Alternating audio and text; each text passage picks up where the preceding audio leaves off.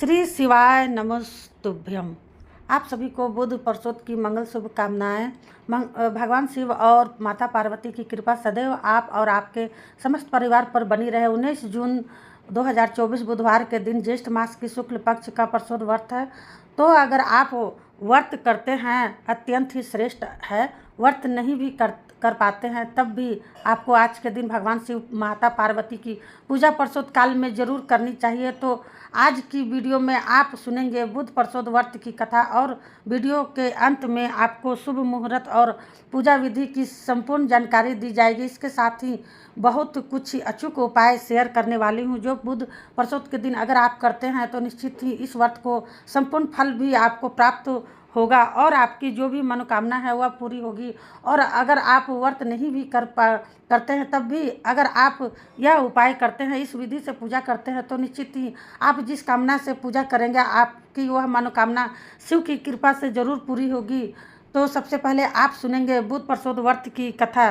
बुध प्रसोद व्रत की पौराणिक कथा के अनुसार एक पुरुष था जिसका नया नया विवाह हुआ था। विवाह के 2 दिन बाद ही उसकी पत्नी मायके चली गई। फिर कुछ दिनों के बाद वह पुरुष अपनी पत्नी को लेने उसके मायके गया। बुधवार को जब वह अपनी पत्नी के साथ लौटने लगा तो ससुराल पक्ष ने उसे रोकने का बड़ा प्रयत्न किया कि विदाई के लिए बुधवार का दिन शुभ नहीं होता है, लेकिन वह माना नहीं और पत्नी को लेकर चल पड़ा। नगर के बाहर पहुंचने पर पत्नी को प्यास लगी।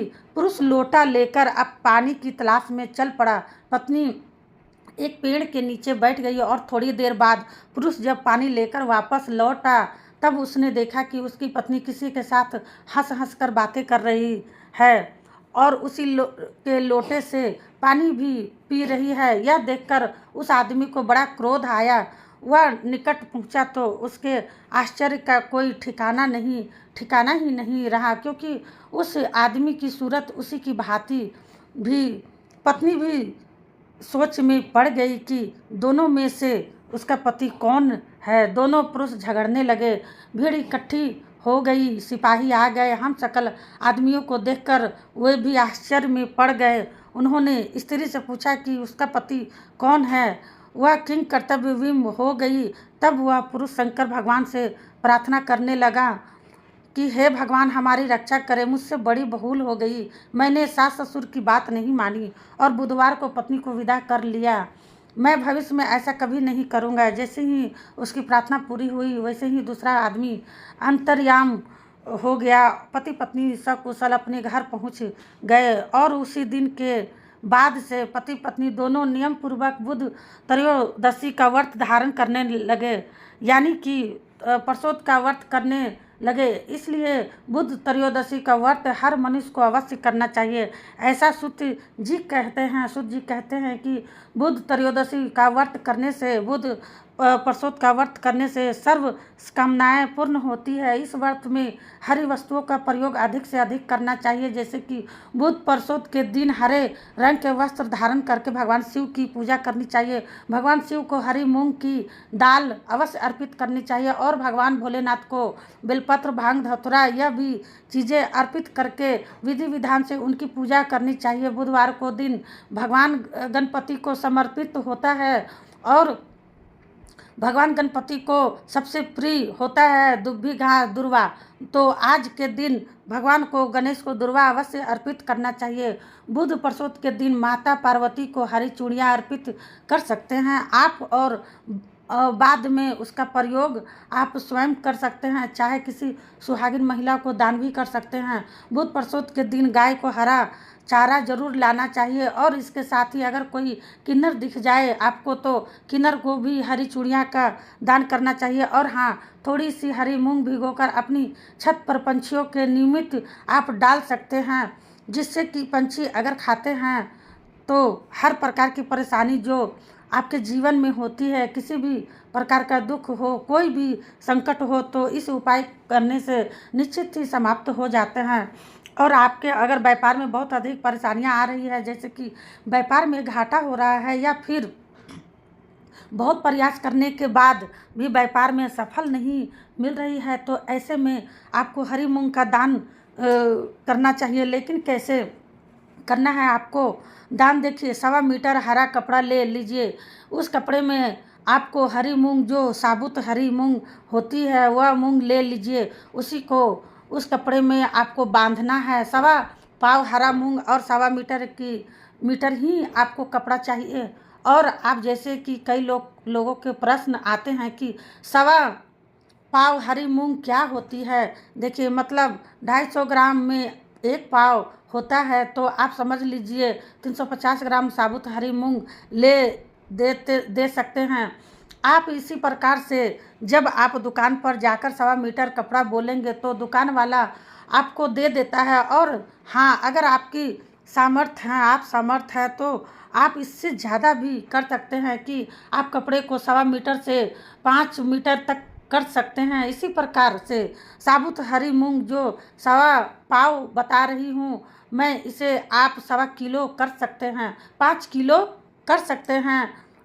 मतलब देखिए, यह दान की सामग्री है, तो अपनी शक्ति अनुसार, अपनी सामर्थ्य के अनुसार आप ज़्यादा कर सकते हैं। कम से कम 1.25 पाव जरूर करना चाहिए हरी मूंग और 1.25 मीटर कपड़ा। बाकी आपकी अपनी श्रद्धा है, और इसमें आप दक्षिणा स्वरूप कुछ पैसे रख सकते हैं, वो आपकी अपनी इच्छा है। आप एक रख सकते हैं, 1100 रख सकते हैं, 100 रख सकते हैं, 111 रख 110 रख सकते, 101 रख सकते हैं, जैसी भी आपकी क्षमता है।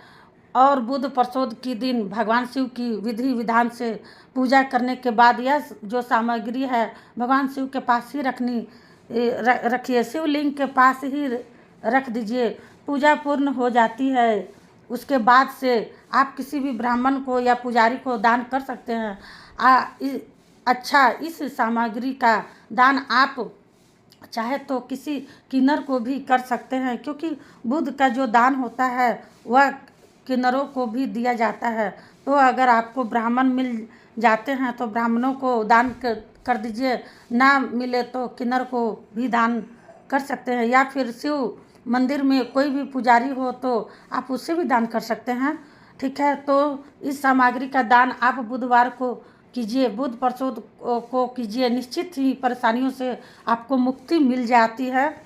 आर्थिक तंगी आपकी हमेशा के लिए समाप्त हो जाएगी अगर आप इस उपाय को नियम पूर्वक हर बुधवार को करते हैं, क्योंकि देखिए, यह दान बुधवार को ही किया जाता है और बुध त्रयोदशी हर बार नहीं आती है। हर बार प्रसोद का व्रत अलग अलग दिन पर ही पड़ता है। बीच में कभी कभी प्रसोद व्रत जो होता है जो वो बुधवार के दिन भी आ जाता है। ऐसे में आप आज इस उपाय को कर लीजिए, फिर उसके बाद से हर बुधवार को 7 बुधवार लगातार कर सकते हैं। इससे हर प्रकार की आपकी समस्या समाप्त हो जाती है, आर्थिक तंगी समाप्त हो जाती है, इससे कहीं कोई संचय नहीं है। ठीक है, और अब जानते हैं कि त्रयोदशी तिथि कब प्रारंभ हो रही है, कब समाप्त हो रही है, और प्रसोद कालीन पूजा का शुभ मुहूर्त क्या होगा। तो देखिए,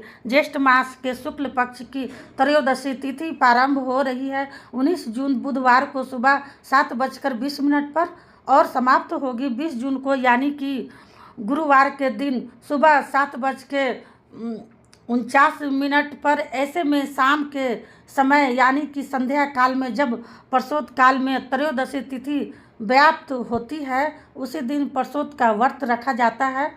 तो इसके अनुसार 19 जून को प्रसोद काल का समय हमें प्राप्त होगा, और इस बुध प्रसोद का व्रत 19 जून को रखा जाएगा, और 19 जून को बुधवार के दिन 6 शुभ संयोग का निर्माण हो रहा है। उस दिन सिद्ध योग रहेगा, साध योग रहेगा, स्वार्थ सिद्ध योग बन रहा है, अमृत सिद्ध योग बन रहा है, रवि यज्ञ और कैलाश पर शिव वास है। इसके अलावा विशाखा नक्षत्र प्रातः काल से शाम 5:20 तक रहेगा, और इसके बाद प्रारंभ होगा अनुराधा नक्षत्र, जो कि सर्वाधिक श्रेष्ठ नक्षत्र माना जाता है। 19 जून को पूरे दिन रात्रि अमृत सिद्धि योग और सर्वात्र सिद्ध योग रहेगा। इस समय में अगर आप पूजा करते हैं, प्रार्थना करते हैं, मंत्रों का जप करते हैं, कोई भी उपाय करते हैं, तो आपकी कामना शीघ्र ही पूर्ण हो जाती है और आपकी पूजा का फल कई गुना होकर प्राप्त होता है। अब बात करें प्रदोषकालीन पूजा के शुभ मुहूर्त के बारे में, तो देखिए 6:40 से 19 जून को 6:40 से रात्रि 9 बजे तक पूजा करने का, यानी कि प्रदोषकालीन का पूजा करने का शुभ मुहूर्त आपको प्राप्त होगा। तो आप व्रत करें या ना करें, प्रदोषकाल के इस शुभ मुहूर्त में भगवान शिव और पार्वती की पूजा जरूर करें। अगर आप प्रदोष का व्रत धारण करते हैं तो आपको सूर्योदय से पहले उठना चाहिए। उठकर नित्य कर्मों से निवृत्त हो जाइए, फिर स्नान कर लीजिए। आज गंगा जल मिश्रित जल से स्नान करना चाहिए, मतलब जल के पात्रों में थोड़ा सा गंगा जल डाल दीजिए, फिर उसके बाद शुद्ध जल से उस पात्र को भरकर फिर उसी से स्नान करना चाहिए। इससे जाने अनजाने में किए गए पाप कर्म समाप्त हो जाते हैं और फिर जो हम पूजा करते हैं उसका हमें फल स्वरूप उससे प्राप्त होता है। इसलिए या तो गंगा नदी में स्नान करने का विधान बताया गया है शास्त्रों में, या फिर अगर घर में स्नान कर रहे हैं तो जल में, मतलब जल के पात्र में पहले गंगा जल डालकर फिर उसमें जल डालकर फिर स्नान कीजिए। इसके बाद साफ स्वच्छ वस्त्र धारण करके पहले भगवान सूर्यदेव को जल देना चाहिए। एक तांबे के पात्र में जल भर लीजिए। आप चाहे तो थोड़ा गंगा जल भी डाल सकते हैं, फिर जल से भर सकते हैं, या फिर सिर्फ शुद्ध जल से भी आप पात्र को भरकर उसमें हल्दी, रोली और अक्षत को अगर उपलब्ध हो फूल तो आप लाल पुष्प भी डाल सकते हैं। इन सभी चीज़ों को भगवान सूर्यदेव के दर्शन करते हुए उन्हें अर्घ्य स्वरूप अर्पित करना चाहिए। इससे हर प्रकार की विघ्न बाधा आपके जीवन से समाप्त होती है। समस्त प्रकार की कामनाएं भगवान सूर्यदेव की कृपा से पूर्ण होती है। इसके बाद अपने घर के मंदिर में आ जाइए। प्रतिदिन जिस प्रकार से आप पूजा करते हैं उसी प्रकार से सभी देवी देवताओं की पूजा कर लीजिए। अपने व्रत का संकल्प ले लीजिए। इसके बाद भगवान भोलेनाथ और माता पार्वती की विधि विधान से पूजा कीजिए। गणपति की पूजा कीजिए और आप चाहे तो घर के आसपास कोई शिवालय हो, कोई मंदिर हो तो वहाँ भी जाकर पूजा कर सकते हैं। और मान लीजिए कि आप नहीं जा पा रहे हैं सुबह, तो प्रयास कीजिए कि शाम को आप मंदिर जाकर भगवान शिव की और माता पार्वती की पूजा कर पाए। बुध प्रदोष के दिन भगवान शिव को अभिषेक करते हैं तो उस जल में आपको थोड़ी सी साबुत हरी मूंग जरूर डालनी चाहिए। आप चाहे तो समी के पत्ते, बिलपत्र और थोड़ा सा गुड़, अक्षत, यह भी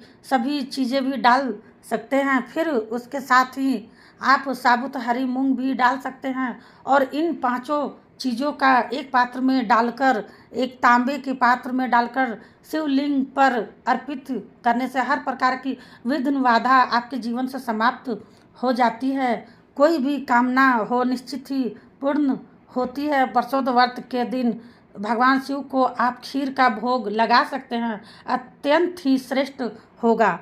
कहा जाता है कि भगवान शिव को जब हम चावल की खीर बनाकर अर्पित करते हैं तो घर में सुख वृद्धि की प्राप्ति होती है, संतान प्राप्ति में आ रही बाधाएं दूर होती है, दाम्पत्य जीवन सुखमय होता है और अखंड सौभाग्य की प्राप्ति होती है। ऐसा कहा जाता है कि मनवांछित फल की प्राप्ति होती है, जो आप चाहें वो फल की प्राप्ति होती है। भगवान शिव को खीर का भोग अर्पित करने से तो आप व्रत करें या ना करें, यह उपाय आप कर सकते हैं विधि विधान से। भगवान शिव की पूजा आराधना करने के बाद प्रदोष काल में जब पूजा करते हैं आप, तो उसी समय आप खीर का भोग भगवान को अर्पित कर सकते हैं और पूजा पूर्ण करने के बाद प्रसाद स्वरूप इसे आप वितरित कर सकते हैं परिवार के सभी सदस्यों में, दोस्तों, मित्रों में, बंधुओं में, जो भी आपके आसपास रहते हैं। और हाँ,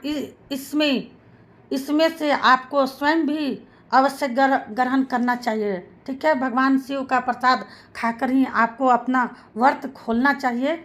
तो भगवान शिव और माता पार्वती की कृपा पाने के लिए, उनकी प्रशंसा के लिए प्रत्येक मनुष्य को खुश रखने के लिए शंकर भगवान को खुश रखने के लिए प्रत्येक मनुष्य को परसोद का व्रत अवश्य करना चाहिए, और व्रत नहीं भी कर पाते हैं तो विधि विधान से परसोद काल में भगवान शिव और शक्ति की आराधना कीजिए। इससे श्री भगवान शिव की कृपा आपको प्राप्त हो जाती है। तो उम्मीद करती हूँ ये वीडियो आपके लिए बहुत उपयोगी होगी। अच्छी लगी हो तो वीडियो को लाइक कीजिए, शेयर कीजिए, और चैनल में अगर आप लोग पहली बार आए हैं तो जल्दी से चैनल को सब्सक्राइब कर लीजिए, ठीक है। तो आज की वीडियो अगर आपको अच्छी लगे तो चैनल ज़रूर सब्सक्राइब कर लीजिएगा।